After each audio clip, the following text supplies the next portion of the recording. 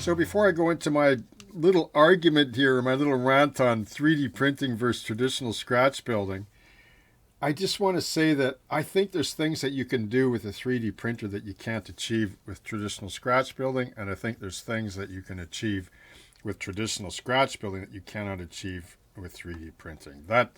That's the consensus of my argument.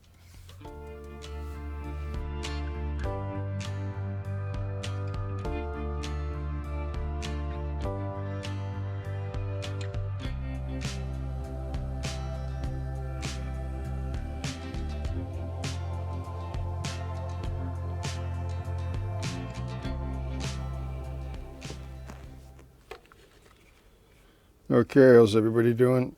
So let's see if I can cover some of this mounting of the clevis for these hydraulic rams onto this gooseneck piece here. I think I've mentioned this before about making like rivet pins from evergreen plastic. This is 20 thou, so it's like this. You can do this with any rod.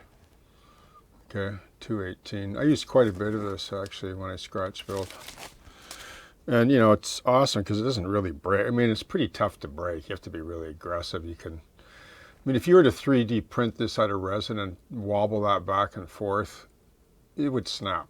It's just the way it is. Like, it's the molecular structure of evergreen plastic over resin. And, you know, that's an interesting topic, isn't it? Because I was listening to somebody, or I listened to on a forum somewhere, and somebody made a statement, a blanket statement, which I don't respect. I just see it as being their opinion. Oh, there's no difference between 3D printing and traditional scratch building. No difference. Oh, yes, there is. You believe me, there is. Put yourself out there if you're going to make that statement. Let's see what you're doing, right? Like Mike, like the designer of F&M models, for those of you that know, like I've had discussions with him about that. Like he was a scratch builder before he mastered AutoCAD and started 3D printing what I consider to be the best 187 scale trucks on the market right now. For those of you that know F&M models, like I have no problem giving him praise because he's everything that he doesn't say he is. Like he doesn't boast about it, he just shows it in his work. And for someone to make a statement to say that, to me, is just like they're inexperienced. They don't know what they're saying. It's like this. It's almost like an anti-traditional statement, you know, in favor of everything that's progressive is going to be better than anything that's old and traditional. And it's just not true. Like this style of model building, let me just see if I can zoom in a little bit closer. This style of model building is not obsolete and is not the same as 3D printing. Does it have similarities, like in the mental capacity part of it, where you're thinking things through? Yes, it does. But when you do it this way, you can do dry runs like this as you're building the model, you know? Like as you're basically assembling the model, like you can't really do this. Sure, you can on your computer, and everything in a perfect world works on the computer. But then when you go to print the part, it doesn't turn out. You got to, you know, you set the printer up, you cross your fingers, you go look at it in the morning, and you go, oh, no, this isn't working, you know. Or if you need to, let's say you need to drill out your clevis that you 3D printed. So if you put your drill bit through like this, right? And you rock it this way or that way, it like fractures the clevis. Not with evergreen. Here, look. And that's been like squashed there. You can see. Like I crushed that. Can you crush resin? No, it'll fracture and fall apart. So no, it's not the same thing. It's not at all the same thing. Like I don't sit there, you know, like, and I think 3D printing is awesome. Like I've built 3D printed models. I've built old school resin models. I've built so many models. Most of you know by now. It should be evident.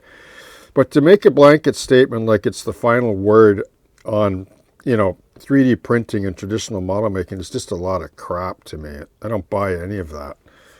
Once again, you can't do this on a 3D printer. This is tactile. 3D printing is virtual. And then you get the model, and then you supposedly build it. Unless you want to build or design the whole model, it's just going to be printed completely. I won't have to ever build it again. Well, there you go. Then it's not the same. It never will be. So for someone to make that, I hope they hear this video. And I don't really care what they think. Because if it's just your opinion, prove it.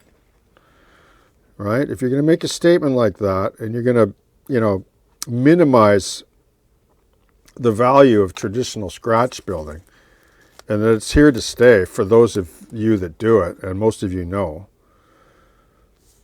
there's no way that it's the same. It's quite a bit different, actually. It's actually tactile scratch building. Yeah, you design, but it's not the same. Never will be. It'll run a parallel path, but it doesn't have much in common with this style of building.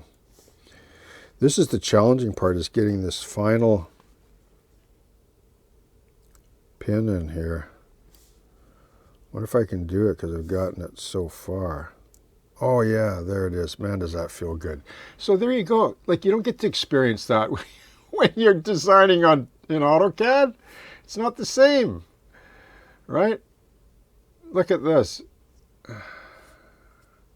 Scratch built the traditional way. Go ahead and design it in AutoCAD and just see how it turns out for you. It might be more difficult than you realize. It might not bear any resemblance towards traditional scratch building. Okay? Cheers.